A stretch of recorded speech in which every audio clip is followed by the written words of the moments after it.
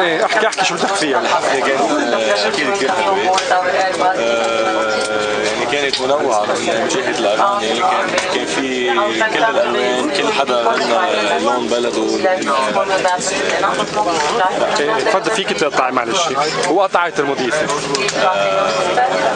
كانت الأجواء كثير حلوة. الأردني عن جد كان عم يتفاعل بشكل كثير حلو.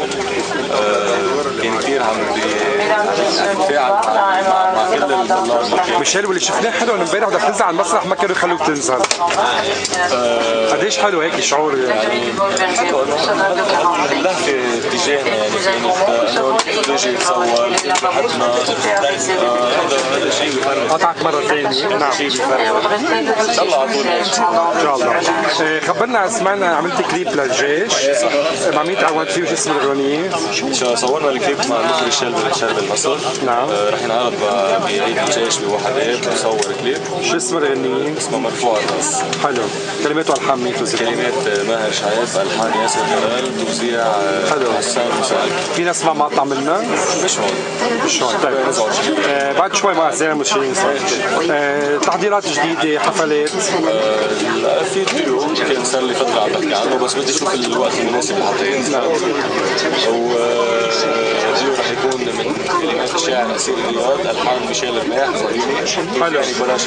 حلو. ومن انتاج شركة سهارة اللي صاحبها السيد أسير رياض اكيد مشرف. نعم. حفلات عندي لك شيء، حفلات هون بلبنان هلا عندي 4 و5 و7 11 12 15. والله عودي لي هلا بهالجمعتين يعني. نعم.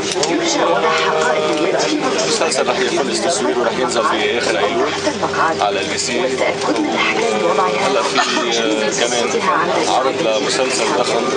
حلو. على اذاعه كثير على بسم الله نشاطات. وفي الفيلم اللي عم نحكي عنه على طول، الفيلم تبع امريكا. نعم. بالختام ميشيل شو بتحطوا لكل جمهورك وقراء خبر عاجل؟